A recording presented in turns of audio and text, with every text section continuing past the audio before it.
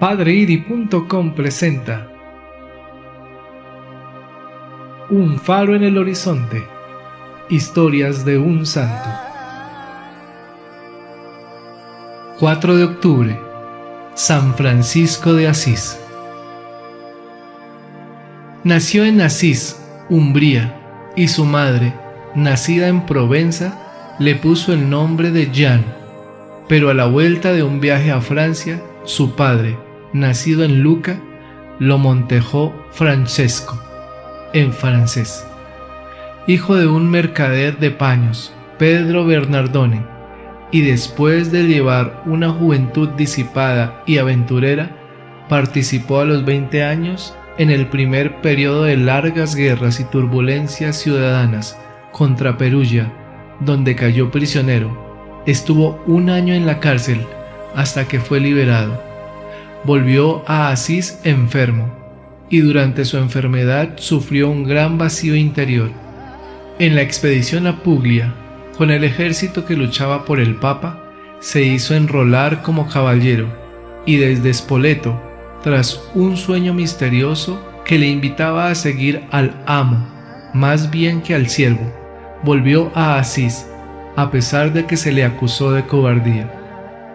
Un hecho determinante en su conversión fue el encuentro con un leproso, y que él mismo cuenta: «El Señor me dio a mí, el hermano Francisco, el comenzar de este modo a hacer penitencia, pues como estaba en pecado, me parecía extremadamente amargo ver a los leprosos, pero el Señor mismo me llevó entre ellos, y practiqué con ellos la misericordia, y al separarme de ello, lo que me parecía amargo se me convirtió en dulzura del alma y del cuerpo, y después de un poco de tiempo salí del mundo».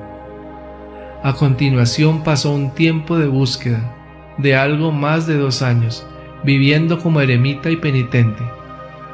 Poco a poco se fue apoderando de él una necesidad imperiosa de soledad, y descubrió la humildad y la pobreza de Cristo. En la iglesia de San Damián, en el año 1206, sintió por 3 veces la invitación del crucifijo, de ir a reparar su iglesia, que estaba arruinándose por completo.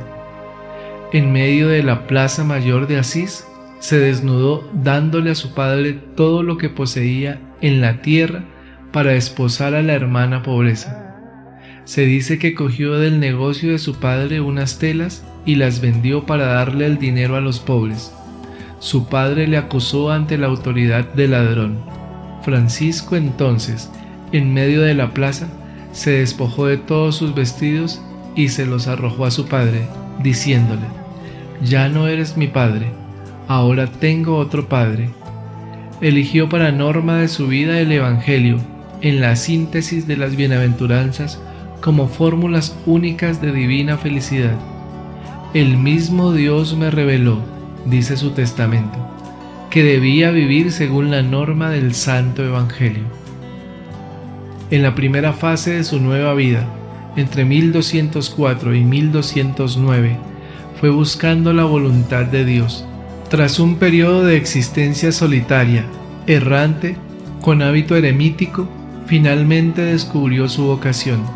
Después de escuchar en la iglesita de la Porciúncula en 1209 un fragmento del Evangelio sobre la misión de los apóstoles, Lucas 9, decidió abandonar todo por una predicación moral y penitencial.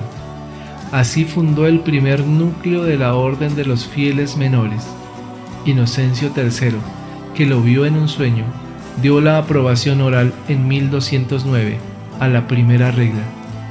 El temor de que pudiera existir algún vínculo con las teorías de origen cátaro, las tesis valdenses o los sueños del beato Joaquín de Fiore no se había conjurado aparentemente. En la segunda fase de apostolado, entre 1209 y 1224, Francisco anunció el Evangelio para todas las clases sociales. Paz y bien es el lema, como pobre itinerante. En 1212, en la Porciúncula, fundó con Santa Clara la Orden de las Clarisas o Damas Pobres. Este mismo año, Francisco, ordenado diácono, marchó a Egipto, a Damieta, donde conversó con el sultán, Malek al-Kamil, con la intención de convertir musulmanes. Pero la misión, desde este punto de vista, fue un fracaso. Predicó la perfecta alegría. Tanto es el bien que me espero, que cada pena me es dilecta. De vuelta a Umbría, trajo una enfermedad ocular que lo puso al borde de la ceguera, y a causa de las excesivas mortificaciones, había padecido tanto que su salud se resintió. La atracción que los frailes menores ejercieron sobre la generación de su tiempo fue enorme. En el capítulo general de 1219, capítulo de las esteras, se juntaron 5.000 frailes, los renovadores, que consideraban exagerada la dureza de la primera regla. Le desplazaron del gobierno de la orden. Preparó la segunda regla, aprobada por Honorio III, obteniendo que el cardenal Ugolino, el futuro Gregorio IX, se convirtiese en su protector, y Francisco dejó la nueva orden al mando de Pedro Cataneo, porque no se sentía capaz de dirigir la nueva fundación, que estaba empezando a crear muchos problemas entre los frailes que la consideraban demasiado dura. Él se retiró, aunque conservó la autoridad espiritual y carismática. Su fidelidad a la Iglesia fue siempre manifiesta. En la Navidad del 1223 creó en Grecio el primer pesebre viviente de la historia cristiana, para conmemorar su viaje a Jerusalén. En la última fase de su vida, entre 1224 y 1226, el cuerpo debilitado, casi ciego y con otras enfermedades, pero afinado de espíritu, hizo una experiencia de transformación mística sellada por los estigmas en el monte Averna. El 14 de septiembre de 1224, el día de la exaltación de la cruz, tuvo la visión de un crucifijo aéreo sobre el cual estaba clavado Cristo bajo la apariencia de un serafín de 6 alas. De las heridas de Cristo irradiaban rayos que se imprimieron en su carne en forma de estigmas. Herido de amor, compuso varios escritos: el Cántico de las Criaturas o Cántico del Sol, la exhortación cantada a Santa Clara y sus hermanas, oración ante el Cristo de San Damián, las alabanzas al Dios Altísimo, la verdadera alegría y la bendición al hermano León. Y poco antes de morir redactó un testamento conmovedor. Totalmente agotado, murió a los 45 años en la Porciúncula, tendido, desnudo, después de cantar el Salmo 141. Antes de morir, había cenado por última vez con sus hermanos, dando a cada uno un pedazo de pan, a imitación de la última cena. Pero no fue inhumado allí porque la gente de Asís, temiendo que sus vecinos de Perugia se viesen atentados a robar el cuerpo, juzgaron más prudente enterrarlo sobre una colina, a las puertas de la ciudad.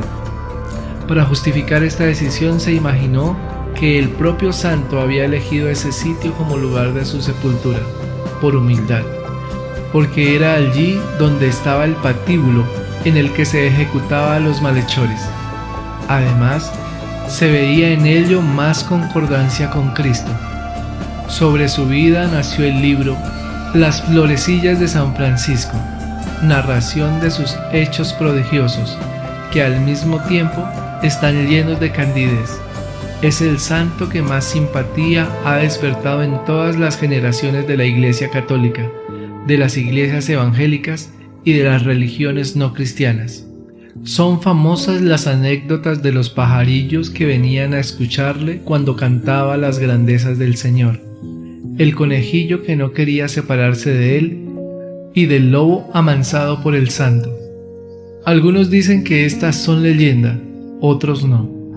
San Francisco contribuyó mucho a la renovación de la Iglesia, de la decadencia y el desorden en que había caído durante la Edad Media.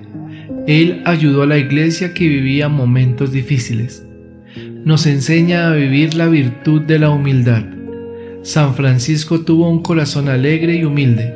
Supo dejar no solo el dinero de su padre, sino que también supo aceptar la voluntad de Dios en su vida. Fue capaz de ver la grandeza de Dios y la pequeñez del hombre. Veía la grandeza de Dios en la naturaleza. Nos enseña a saber contagiar ese entusiasmo por Cristo a los demás, predicar a Dios con el ejemplo y con la palabra. San Francisco lo hizo con Santa Clara y con sus seguidores, dando buen ejemplo de la libertad que da la pobreza. Nos enseña el valor del sacrificio. San Francisco vivió su vida ofreciendo sacrificios a Dios. Nos enseña a vivir con sencillez y con mucho amor a Dios. Lo más importante para él era estar cerca de Dios.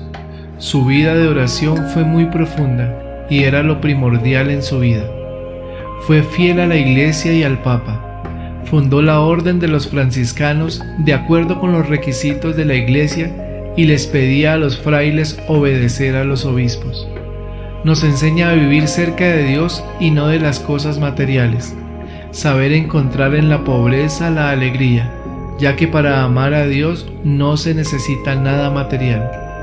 Nos enseña lo importante que es sentirnos parte de la Iglesia y ayudarla siempre, pero especialmente en momentos de dificultad. Fue canonizado el 16 de julio de 1228 por el Papa Gregorio IX. Gloria al Padre, y al Hijo, y al Espíritu Santo, como era en el principio, ahora y siempre, por los siglos de los siglos. Amén. Señor nos bendiga, nos guarde de todo mal y nos lleve a la eternidad. Amén. Feliz y bendecido día. La Virgen me los acompañe hoy y siempre.